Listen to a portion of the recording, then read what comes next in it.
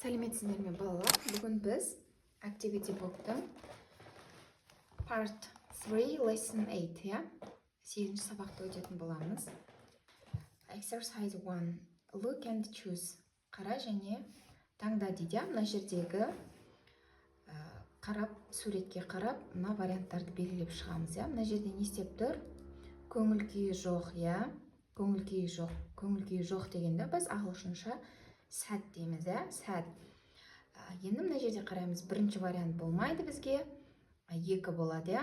3 болмайды, себебі 3-те жынданып тұр, я? Екінші вариантты белгілейміз, биді. Келесі екінші суретке қараймыз, сыйлыққа қуанып тұр, я? Қуану деген бізде happy, я? Happy деген, яғни бірінші вариант, A варианты. Келесі жынданып тұр, я? Міне қарадық. Мына жерде мороженыйын төгіп алғанға жынданып тұр. Жындану деген бізде angry, я? Ағылшынша, яғни B варианты.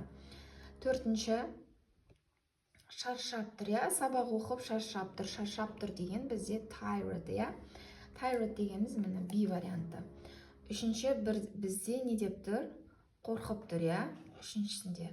Бұл жерде бірінші A варианты болады.